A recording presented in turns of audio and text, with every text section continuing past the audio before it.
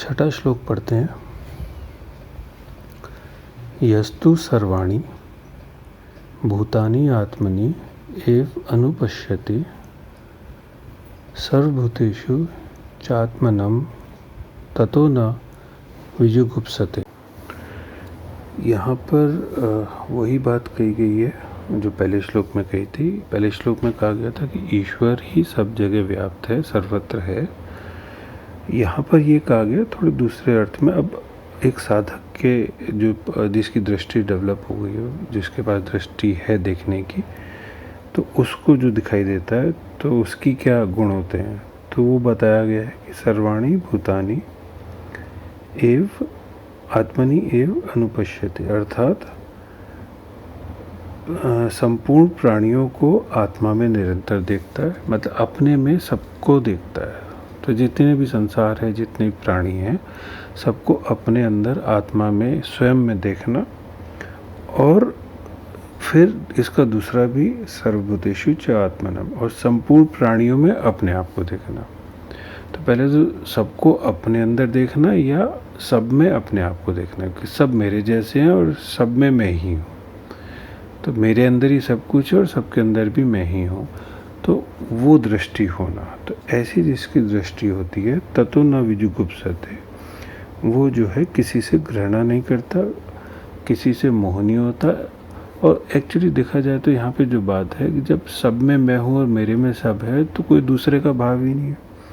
जब दूसरे का भाव ही नहीं है तो उसमें कुछ भी वैसा भाव नहीं होगा, चाहे घृणा का हो, चाहे मोह का हो, चाहे कोई भी चीज़ हो जिसमें दो की जरूरत पड़ती है, जो दूसरे के लिए होता है। आसक्ति है तो कोई आसक्ति नहीं रहेगी कहीं। कोई एक जब सब कुछ मैं हूँ, सब जगह मैं हूँ, तो कहीं कोई ऐसा भाव ही नहीं रहेगा। भाव जिसे कहते हैं ना कि जो कि दूसरे को लेकर पैदा होता है, किसी भी तरह का दूसरे को लेकर पैदा होने वाला भाव नहीं रहेगा। अब इसमें जो देखने वाली बात है, जो समझने वाली बात है कि ये जो दृष्टि है कि सब में मैं हूँ, सब में आत्मा है और मेरे अंदर ही सब कुछ है, ये क्या दृष्टि है, ये क्या भाव है। तो ये भाव अपने आप में अगर हो जाए तो क्या स्थिति होगी और कैसे हो सकता है। लेकिन अगर प्रैक्टिकल सेंस में एक बिल्कुल जो जैसा एक साधक जब शुरू कर रहा है अपनी जर्नी, अपनी यात्रा, और जब अभी उस स्थिति में नहीं पहुंचा, हम में से बहुत सारे लोग हैं जो कि अभी उस स्थिति में नहीं हैं जो इस तरह से देख सके, तो क्या इसमें ये कहा गया है कि ज़बरदस्ती देखने लगो? क्या हम ज़बरदस्ती अपने मन को समझा के अपनी इच्छा से ऐसी दृष्टि डेवलप कर सकते हैं? क्या आज चाहा और हो जाएगी? नहीं, क्योंकि जो कुछ भी मेरे द्वारा किया गया है, मैं के द्वारा किया गया है, वो सीमित और सीमित है। तो वो परमात्मा नहीं हो सकता, वो तत्व से ज्ञान की दृष्टि नहीं हो सकती। तो फिर क्या है?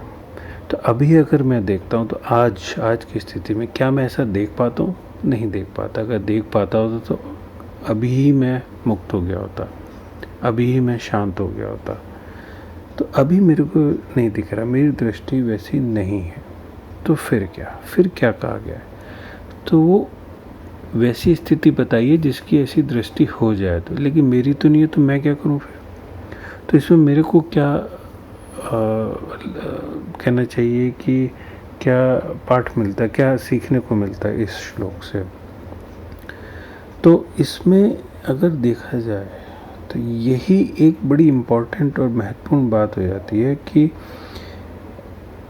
ये जो दृष्टि डेवलप करने की जो पाने की कोशिश है, जो उस तरफ जो स्थिति है, उस स्थिति में पहुंचने की जो संभावना है, वो अभी नहीं है मेरे पास। अभी मेरे को कोई उसका मार्ग नहीं दिख रहा, अभी कुछ समझ नहीं आ रहा कि वो मैं कैसे पाऊँ। जब नहीं दिख रहा तो फिर मैं क्या करूँ? तो इसमें जो बताया गया कि सबसे पहले तो ये देखना कि मैं क्या है, मैं क्या हूँ। क्योंकि सब में मैं हूँ और मुझ में सब है, ये तो तब होगा जब पहले मैं अपने आप को देखूँ कि मैं क्या हूँ। या दूसरे शब्दों में हम ये कह सकते हैं कि अगर साधना के रूप में देखा जाए, साधक के लिए जो है कि अभी क्या कुछ भी ऐसा है जो मैं देख सकता हूँ, जो जिसमें मैं हूँ और मुझ में वो है, ऐसी कोई चीज़। तो वो दृष्टि जो पैदा करने की या उसको डेवलप करने की जो कोशिश है, वो यहाँ से शुरू होती है कि पहले मैं देखूं कि मैं क्या हूँ। मेरे अभी तो नहीं दिखता, अभी तो सारी दुनिया संसार है जो बाहर है, अलग है, जिसमें कतई मैं नहीं हूँ, वो दूसरा कुछ है। और मेरे अंदर भी ऐसा नहीं है कि सारा संसार समाया हुआ है। तो मैं, लेकिन मेरा दायरा क्या है, अभी मेरा दायरा क्या है, पहले उसको देखना है, उसको टटोलना है कि मेरा अपनी दृष्टि में मैं क्या हूँ। क्योंकि जब मेरे को अपना ही नहीं पता तो फिर सब में मैं होना और मुझ में सब होना, इसका क्या मतलब होगा? कोई मतलब नहीं होगा। तो इस मैं भाव को समझना, उस आत्मा को समझना, उस कि मेरा होना क्या है, मेरा होना की सीमा क्या है, अभी की स्थिति में ऐसा क्यों है कि मेरी दृष्टि सिर्फ एक सीमा में ही अपने मैं को जानती है कि मैं यही हूँ सिर्फ। और अगर गहरे में देखो, अगर ध्यान से देखो, अगर मैं अपने प्रति देखना शुरू करूं कि मैं क्या हूं, तब दिखेगा कि मेरे को नहीं पता कि मैं क्या हूं। अगर मैं कहूँ मैं शरीर हूं, क्या मैं शरीर हूं? क्या मैं उसको मानता हूं सब कुछ, ये शरीर जो कुछ मेरा है ये मैं हूं? या शरीर के अंदर जो हवा है वो मैं हूँ, वो हवा लगातार आ रही है जा रही है। शरीर में जो भोजन है वो आ रहा है जा रहा है, बाहर से अंदर आया, कल बाहर चला जाएगा मल के रूप में। सांस आ रही है और सेकंड बाद, कुछ क्षणों बाद बाहर चली जाती है वही हवा। तो क्या वो हवा जब तक अंदर थी तब मैं हूँ, जब बाहर चली गई तब मैं हूँ? तो मैं क्या हूँ? या मैं वो भाव हूँ, वो विचार हूँ जो अभी था और कुछ क्षणों बाद वो भाव भी चला गया, वो विचार भी चले गए। तो मैं किसको मैं मानता हूँ? तो ये उस तरफ थोड़ा सा साधक के लिए इंगित करता है, इशारा करता है कि ये देखना शुरू करे कि मैं क्या हूँ, अभी मेरी लिमिटेशंस क्या है, मैं किस चीज़ को मैं कहता हूँ। क्योंकि यहाँ पर बड़ी कहना चाहिए मज़ेदार बात जो है वो ये है कि जब तक मैं हूँ, जब तक कहना चाहिए कि मैं का भाव है, जब तक मैं हूँ तो मतलब दूसरा भी है, और जब तक दूसरा है तब तक सब में मैं और मुझ में सब नहीं दिख सकता। तो मैं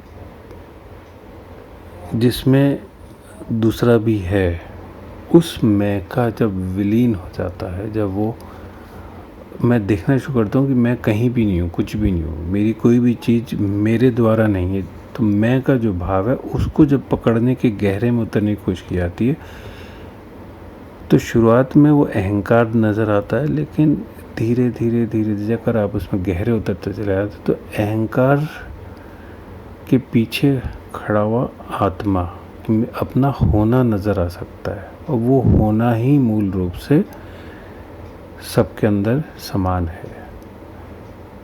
तो ये चीज़ समझने वाली बात है। यहाँ जो दृष्टि की बात की गई है, ऐसी दृष्टि होना जिसमें सब में मैं हूँ, मुझ में सब है, वो इन आँखों की, इन शारीरिक दृष्टि की बात नहीं है। वो उस दृष्टि की बात है जिसमें संसार के प्रति दृष्टि हट गई, दूसरे के प्रति दृष्टि हट गई, अपने प्रति दृष्टि वैसी हट गई जैसा मैं अभी अब तक मानता रहा हूँ, और दृष्टि इतनी अपने अंदर गहरे में जैसे कहते हैं शांत होती जाती है, और सिर्फ बाहर देखने की ओर न देखकर होकर अपने प्रति जानने की कोशिश की मैं क्या हूँ। तो उस बीच पे जब हम पहुँचते हैं कि मैं क्या हूँ, मेरा होना क्या है, तो खोदते जाएं तो सब जगह, सब शास्त्रों में लिखा है कि मैं का होना विलीन हो जाता है, क्योंकि मैं कुछ भी नहीं हूँ, मैं हूँ ही नहीं। तो जब मैं नहीं हूँ तो फिर जो बच जाता है वही है, वो सब में है। वो सब में है और उसमें ही सब कुछ है। उस दृष्टि की बात यहाँ पर की गई, जो दृष्टि मेरी नहीं है, जो मैं नहीं हूँ, जो दृष्टि मूल रूप से सब में है, जो उसी को शायद आगे परमात्मा कहा गया है, ईश्वर कहा गया है, जो सब में है। तो जब उस दृष्टि में कोई स्थिर हो जाता है, स्थित हो जाता है, तो फिर घृणा नहीं रहती है। संसार के प्रति जो भी भावनाएं हैं वो विलीन हो जाते हैं, क्योंकि जब संसार ही नहीं रहा, जब द्वैत ही नहीं रहा, तो उसके प्रति भावना कहाँ से रहेगी? उसके प्रति सांसारिक भावना नहीं रहेगी, जो कि अहंकार मैं के टाइम पे थी। तो ये साधक के लिए एक दिशा बताता है, मैं को खोजने की दिशा, कि मैं क्या हूँ। अभी आज की स्थिति में अगर आपको साधना शुरुआत करनी है और देखना है, तो आपको ये देखना है कि मैं क्या हूँ। सांसों पे आप ध्यान केंद्रित कर सकते हो कि क्या मैं ये हूँ। शरीर पे ध्यान केंद्रित कर सकते हो। जब कभी शांति से बैठो, देखने की कोशिश करो क्या मैं ये हूँ। अंदर जो कुछ भी चल रहा है, गतिविधियाँ चल रही हैं, विचार चल रहे हैं, भाव चल रहे हैं, तो क्या मैं ये हूँ और क्या मेरे इन पे कोई पकड़ है। फिर आप अगर देखोगे तो कुछ क्षण पहले क्या था मैं, अब मैं क्या हूँ, आगे क्या हूँ। तो हर चीज़ मेरे अंदर बदल रही है। तो जब बदल रही है तो मैं क्या हूँ उनमें से? जो पहले था वो मैं हूँ, जो आगे होऊंगा वो मैं हूँ, या जो अभी हूँ वो मैं हूँ। लेकिन एक और चीज़ बड़ी महत्वपूर्ण है जो लगातार चल रही है साथ में, वो मैं का भाव भी है। कि सब कुछ बदल रहा है लेकिन मैं का भाव नहीं बदल रहा। तो फिर साधक जब थोड़ा आगे बढ़ता है तो इस मैं के भाव के ऊपर अन्वेषण खोज करता है कि मैं क्या हूँ। ये जो भाव है मैं का, कि चाहे मैं छोटा था, बच्चा था, तब भी मैं का भाव था, बूढ़ा हो जाता हूँ तब भी मैं का भाव। तो ये मैं का भाव क्या है? इस मैं के भाव में वो बीज छुपा हुआ है। तो यही चीज़ जो छठे श्लोक में कही गई है, वही चीज़ सातवें श्लोक में कही गई है। जो हमने बात करी वही यहाँ पे बताई गई है। यस्मिन् सर्वाणि भूतानि आत्मैव अभूत विजानतः तत्र को मोह कह शोक एकत्वम अनुपश्यतः। अर्थात यस्मिन् जिस स्थिति में विजानत यानी जानने वाले, संपूर्ण प्राणी को आत्मा में जानने वाले हो जाते हैं, तब उस अवस्था में एकता का, एकत्वम का भाव आ जाता है। एकत्वम दिखने लगता है, एक ही दिखता है, मतलब सब कुछ एक ही है। एकत्वम अनुपश्यते, तो उस एक की भावना, एक ही है सब कुछ, ये जब दिखने लगता है तो फिर कहा गया को मोह, कौन सा तो मोह है, कौन सा शोक है, कह शोक। तो क्या शोक है, क्या मोह है, कुछ भी नहीं रह जाता। तो वही जो हमने छठे श्लोक में समझने की कोशिश करी थी, वही यहाँ पर कह दिया गया है सातवें श्लोक में, कि जब एक ही रह गया, जब दो रह ही नहीं गए, तो उसमें मोह का कुछ बचता ही नहीं। किसके प्रति मोह होगा जब कोई और है ही नहीं? तो मोह वाली भाव ही नहीं है। और एक्चुअली में ये दृष्टि होना ही इंगित करता है कि मोह खत्म हो गया। आप उस स्थिति में पहुंच गए जहाँ पर अब इस संसार का होना ही खत्म हो गया, वो भाव ही खत्म हो गए। तो ना मोह है ना शोक है।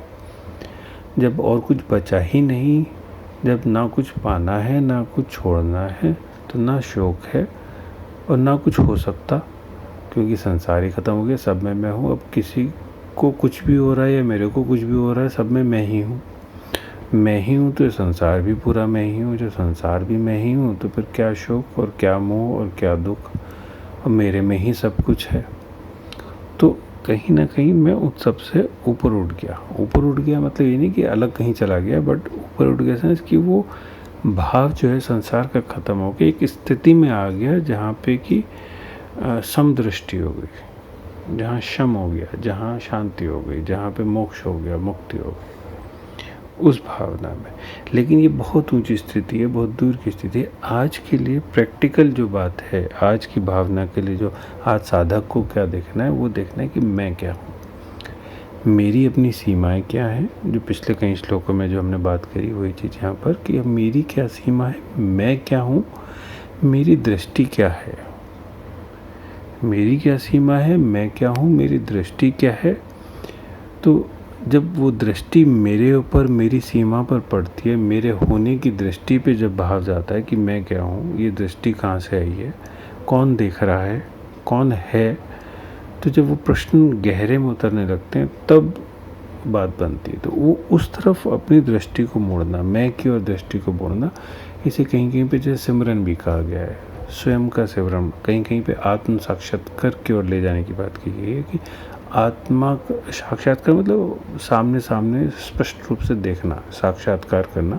आत्म यानी खुद का, तो स्वयं का जब आप साक्षात्कार करने की कोशिश करते हो, देखने की कोशिश करते हो कि मेरा होना क्या है, मैं क्या हूँ, मैं कहाँ से आया, मैं कहाँ चला जाऊँगा भी कि नहीं जाऊँगा, क्या होगा मेरे साथ। तो उस तरफ जब दृष्टि धीरे धीरे डेवलप होती, अधिकतर समय पे क्या होता है, संसार दिख रहा है, तो संसार दिख रहा है तो दृष्टि संसार पे, मुझ पे नहीं है, आत्मा पे नहीं है, परमात्मा पे नहीं है। तो परमात्मा भी हमारा अधिकतर संसार का ही होता है, बाहर है। तो जैसे संसार दिख रहा है वैसे हम सोचते हैं परमात्मा भी दिखेगा, दिख जाएगा। तो परमात्मा भी सांसारिक परमात्मा है, तो जिससे कुछ प्राप्त नहीं होता, कुछ सिद्ध नहीं होता, कुछ दृष्टि डेवलप नहीं होती, विकसित नहीं होती। तो यहाँ पर दृष्टि को अपनी तरफ मोड़ना है, और यही मार्ग है। ये आप जितने शास्त्र और जितने आध्यात्मिक मार्ग पढ़ोगे, जितनी भी टीचिंग्स हैं, सब में यही बताया गया है कि मार्ग, जैसे जीसस ने कहा आई एम द गेट, मैं ही मार्ग हूँ। तो आई एम, हु एम आई, जैसे हमारे यहाँ सोहम है, सोहम, आई एम। कोहम, कोहम इज़ हु एम आई, कौन हूँ मैं। तो ये मूल प्रश्न है, और इसका कि सोहम, आई एम, तो अपनी तरफ दृष्टि दिखाना, जो कुछ भी मैं हूँ, मैं ही मार्ग हूँ अपनी मुक्ति का, उस पे दृष्टि टिकाना, वो बड़ा महत्वपूर्ण है। तो जब जब जैसे जैसे दृष्टि अपनी तरफ आने लगेगी वैसे वैसे विकास होने लगे, और गहरे में शांति, और गहरे में एक स्थिरता आने लगी। यहाँ दूसरा एक और जो इम्पोर्टेंट एस्पेक्ट आता है वो स्थिरता का है। संसार यानी जो कुछ भी चल रहा है संसार में, जब तक उसमें उलझे हुए हैं तो मन भी चंचल है, दृष्टि भी चंचल है, दृष्टि में बहुत कुछ दिख रहा है। तो गहरे में जब आप स्थिर होने लगते हो, वो दृष्टि कब होगी, जब गहरे में स्थिर हो जाते हैं, अपने पे आ जाते हैं, कि स्थिरता आ जाती है। तो स्थिति में स्थित हो जाना, स्थिर हो जाना, वो भाव। इसलिए ध्यान का बड़ा महत्व है कि आप एक जगह बैठ के गहरे में उतर गए, अपने दृष्टि अपनी तरफ मोड़ ली, संसार से हटा लिया और उसमें स्थित हो गए। समाधि का महत्व है कि वो स्थित हो गए। समाधि यानी कि वो स्थित धी जो है, बुद्धि जो है स्थित हो गई, स्थिर हो गई। स्थित प्रज्ञा, कि प्रज्ञा स्थिर हो गई, एक जगह टिक गई, स्थिति में आ गए। तो वो स्थिति, वो स्थित हो जाना, वो कब होगा, जब ये सब तरफ से आसक्तियाँ, सब तरह की जो डिस्टर्बेंसेस हैं संसार के, सब तरह के, वो उनसे दृष्टि हटकर अपनी गहरे में स्थिरता पर टिक जाए कि मैं क्या हूँ, और वो डेवलप करना कि हर चीज़ में अपने पे दृष्टि, हर कर्म में अपने पे दृष्टि, हर स्थिति में अपने पे दृष्टि, और धीरे धीरे वो दृष्टि अपने पे स्थिर हो जाए, स्थित हो जाए। तो यही मूल मार्ग है।